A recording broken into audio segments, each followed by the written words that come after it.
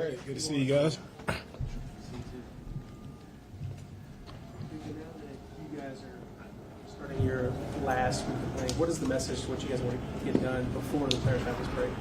Yeah, going through our vet minicamp, we keep it very similar to our OTAs. The idea and the goal behind these practices are for our guys just to compete, right? Compete for a chance to put themselves in position to have an opportunity to make our team in training camp. So teaching a lot of techniques, fundamentals, calls, just to make sure our guys have heard it before and heard it several times. So we show back over training camp, our guys have some familiarity with what we're doing. They know how to do it. They know how we practice. They know what we're asking them, so we can hit the ground running when we get to training camp.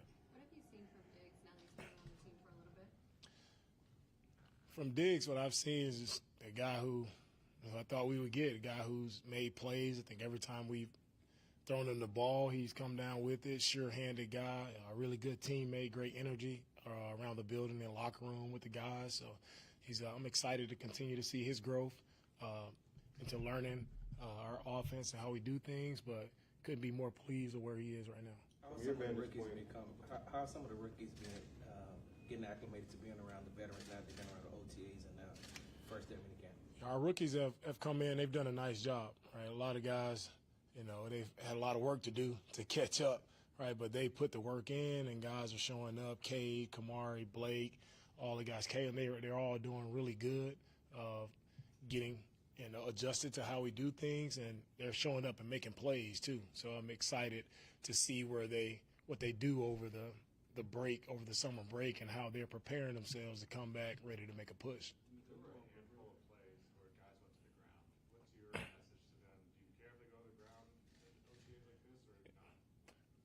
When it comes to guys going to the ground in OTAs, is something that I do not want to see, something I do not encourage at all. I want our guys to stay up, right, and compete in a healthy manner. This time is about keeping everybody up and keeping everybody safe, and you're trying to make sure guys make it out healthy. That's the biggest thing. So you don't want to see guys go to the ground at all, but guys get tripped up and we play fast, right, and that happens at times when you play football, but you continue to learn how to be a pro and you learn how to practice. And it comes with, especially a lot of young guys have to learn, how to stay up and still go as fast as you can possibly go. You seem real purposeful in kind of keeping the offense intact, but adding some more pieces like Stephon and a few other pieces. Why was that the case? And going into year 2 for CJ, what do you expect to see from him for him to take the next step? Well, for our team, it's my job to make sure we're always improving our roster and giving ourselves the best chance to go out and compete. So every move that we make, it's geared toward winning games and putting ourselves in an advantageous position. So we want to get as many playmakers as we can, many guys who can get after the quarterback, attack the football, like as much competition as we can get. That's my job to do, and that's why we brought in the guys that we brought in. Follow up on that, you already had Nico, you had Tank, you had Dalton, obviously you guys added Joe Mixon. What's kind of going to be the approach to making sure that all these playmakers that you have are fed to give you guys the best version of your offense? For all the guys that we have, we talk about playmakers, we talk about all the guys at different positions. At the end of the day, all the guys we have, they care about winning. So it doesn't matter who's touching the ball, who's wide receiver 1, how many touches Joe gets, how many touches Damon. It doesn't matter. I always tell our coaches, what do we need to do that particular week to win the game? And that's what we'll do. That's always been my approach, right, to game planning is what do we need to do to win that particular week. On the defensive side of the ball, you're projected to have almost half the unit or more as new starters. When do you start building that chemistry, and how do you do it if it's now without pads? Yeah, they're not new starters now. We've been practicing for a while here in phase 1 and phase 2, so everybody's been working together. So nobody's new. Everybody knows what we're doing. They've been operating really well together. This wide receiving core, of course, everyone always talks about Tank and Stephon and Nico, but what have you been seeing from some of the other guys like Jared Wayne and Jaden Jenkins, I think, the undrafted rookie? From the other receivers that we don't talk about, you talk about a guy who's improved a lot throughout these OTAs and minicamp. Mechie has shown up, right? He's looking more explosive this second time around. Jared Wayne he's been healthy. He's been able to showcase that he can, big catch radius. He can go up and catch the ball. Long guy who can run, playing physical. So Hutch is flying around full speed every single play. So I'm happy with what Hutch is doing as well. He's improving his route running and his ability, to attack edges and get open. So all those guys we don't talk about, everybody wants to hear about our top guys, but our depth, we have a lot of guys who are working and they are gaining valuable experience from getting the reps that they've been getting. DeMeco, when you looked during practice today, you had a Jacob Phillips pick 6 during team drill, if I'm not mistaken. What have you seen from him since he got here, and how does he fit your defensive structure? Jacob he's grown, right? He's improved day to day, and we'll see where we end up come training camp. Coach, we always talk about the year 2 for these players, but what about for coaches as far as Gerard and Bobby is concerned?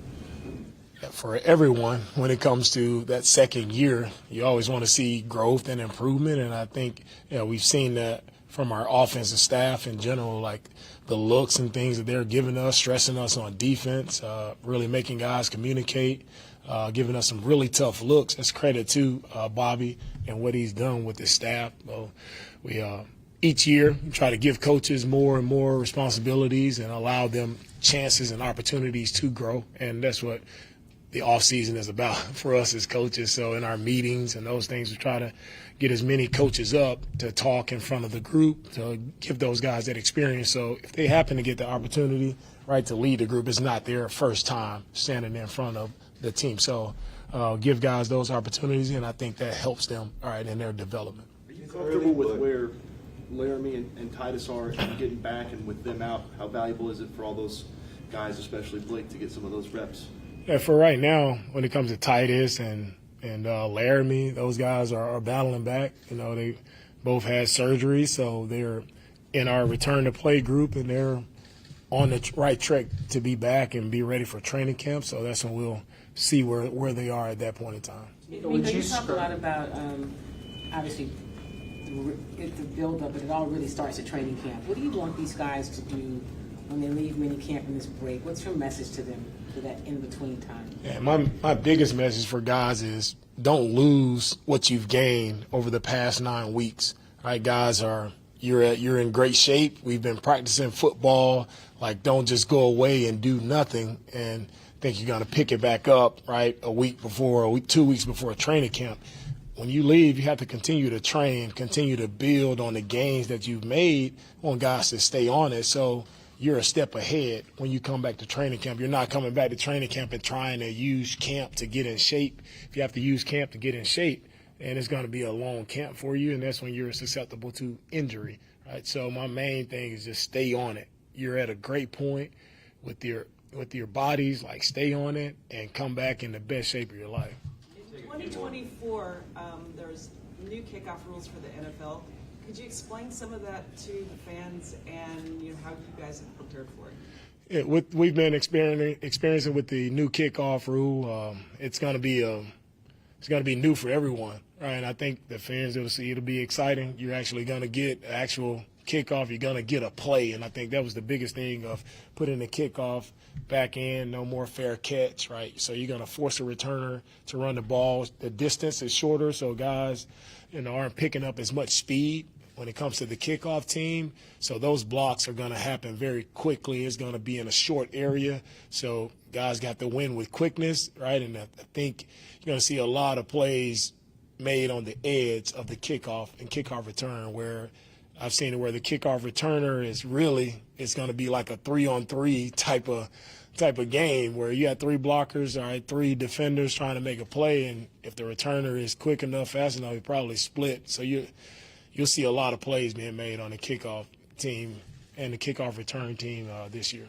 In what ways have you seen CJ grow this offseason? One more time. In what ways have you seen CJ grow since he's come in this offseason? Yeah, CJ is continuing to grow, just in his leadership. I think just seeing him today, offense wasn't doing that great offensively, and to see him just stop it, try to bring all the guys together, settle them down. Like you talk about from year 1 to year 2, you didn't see that last year from CJ. So, and that's what you would love to see in your quarterback, him having an awareness for how a practice is going and having the wherewithal to step in and let's course correct while we can, while we're actually out here on the field, not wait until we get in and watch the film and come back tomorrow. And no, let's stop it and let's do something about it right now. So that's one area of growth that I see, just his awareness to be able to step up and say something when it's not going the way it should go. When you look at Juice strokes, have you seen a lot of progression from the offseason now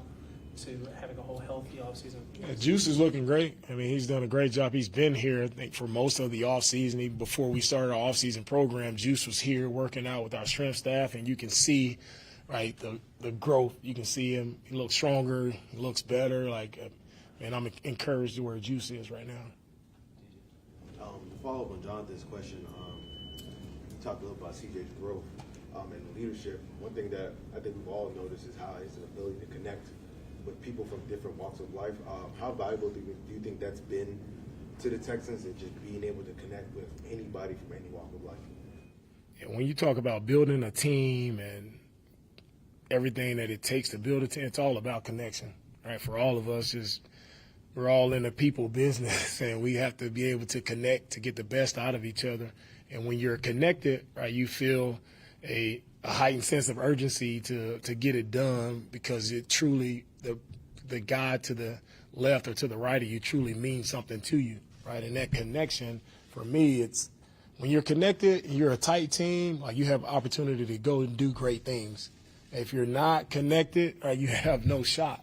So his ability to connect with many different people from all walks of life, it definitely helps him to win a locker room. And when your quarterback is your leader and he's connected with everyone in the locker room, not just the offensive side, but he's connected to everyone, like, it makes it easier for our team to progress and move forward much quicker because of his leadership ability. Last one, Seth.